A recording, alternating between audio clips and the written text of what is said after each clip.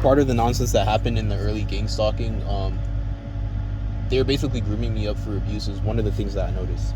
Because one of the things that happened to me back in the day, there's two significant moments that happened back to me back in the day that I was being taken advantage of. One of the moments was that when I was in late elementary school, early middle school, I was trying to change, and then my dad basically, forced him to like change me, which is like is uncomfortable because you shouldn't be doing that to a child. If a child says they're okay with changing by themselves, then you should kind of just allow them to change by themselves.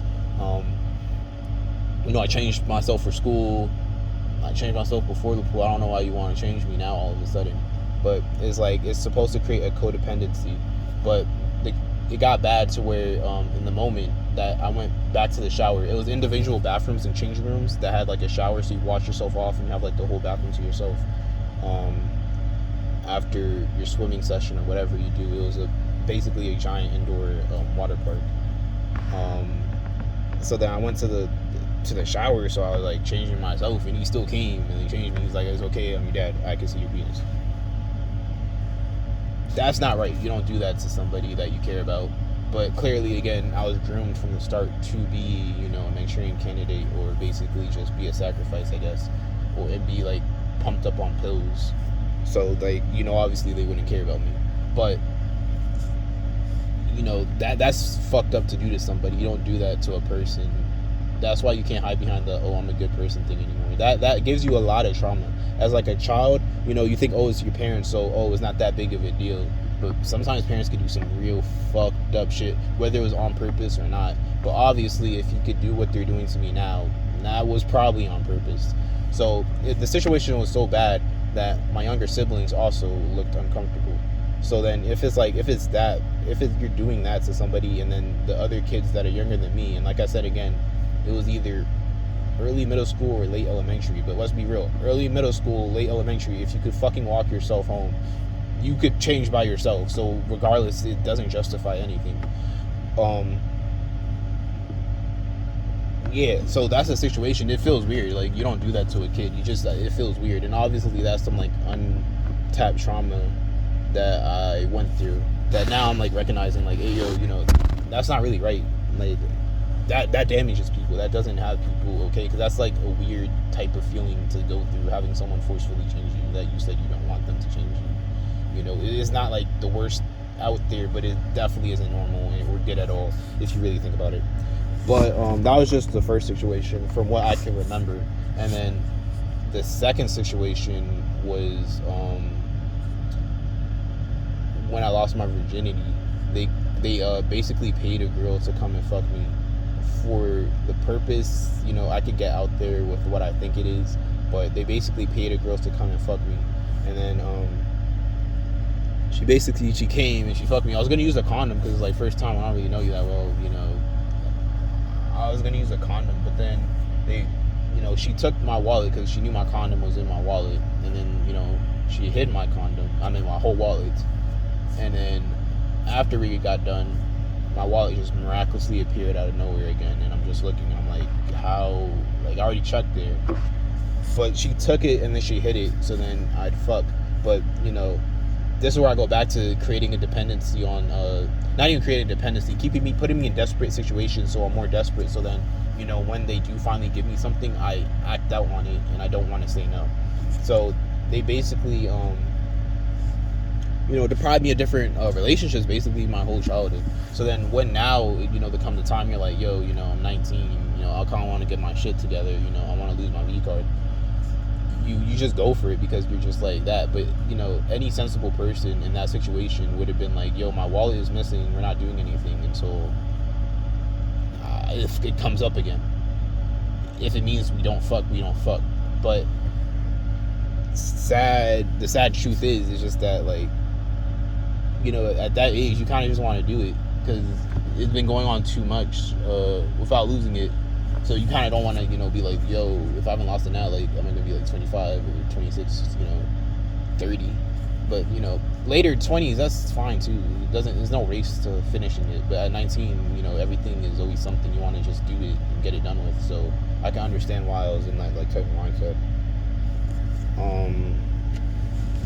Yeah, so she basically took it, and basically I was taken advantage of for my first time having sex, because she took away the condom. Because any girl that cares about you, I mean, the sex isn't that necessary. I'm pretty sure she could have went to have fucked literally anybody else she wanted to.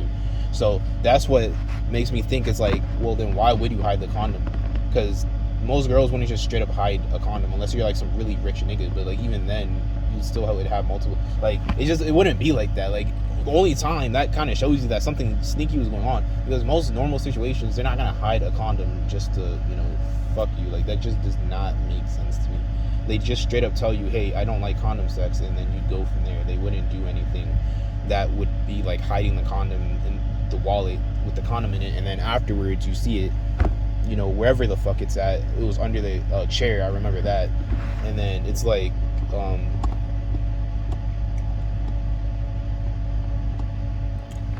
oh yeah, so basically it's it was under the chair, but that kind of shows you, because I already checked under the chair, and she was smiling when I was looking for it. It looked like she almost wanted to laugh, and the whole time we were talking and met up, she really didn't have much to say. It seemed like she was on a mission just to fuck and then leave. It didn't really seem like she wanted to talk about anything at all. Literally no interest in me at all.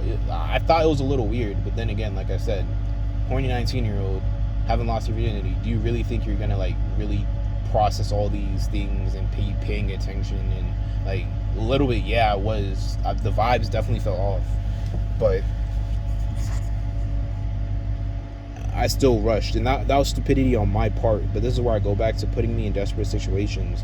They do certain things to basically make sure that I make less money, and when I'm making more money, certain problems just randomly show up to where I gotta basically use the money I have to pay for it, so that I'm always kept not having that much money. It's kind of an odd coincidence that my passport expired, but no one ever decided, hey, let's get it, let's get your passport back up.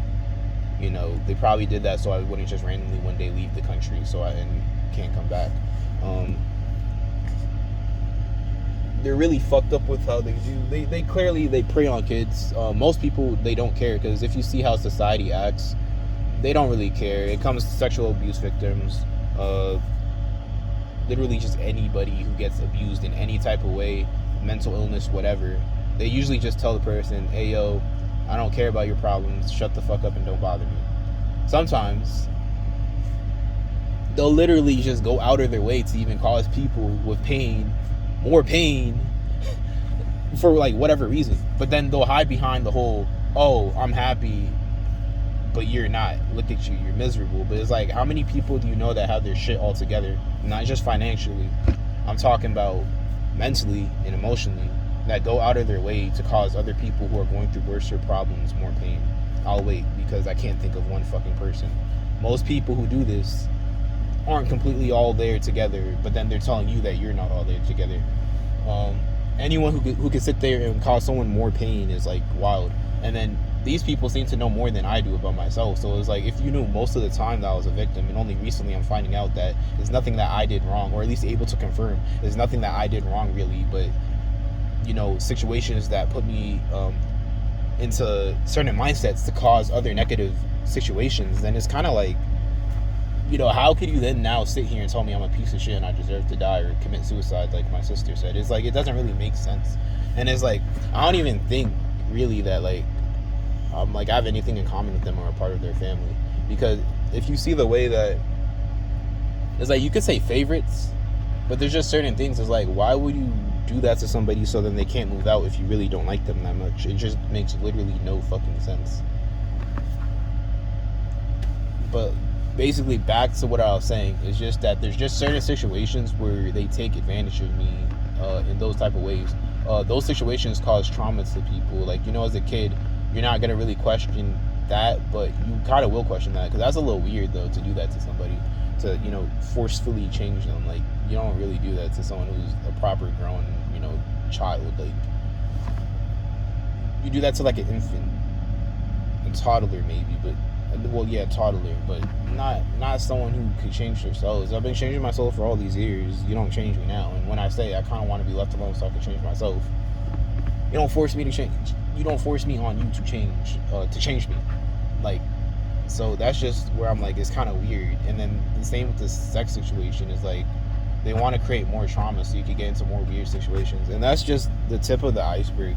They definitely have tried to get underage girls before to try talking to me, to try to get me to do shit that I shouldn't be doing. But even that shows you that I'm not as bad as they say I am, because even in that down bad that I was with pussyless whatever, no bitches, like how some niggas say. Anyway, even if it's like that, if I was really that pressed, wouldn't I just went and did it?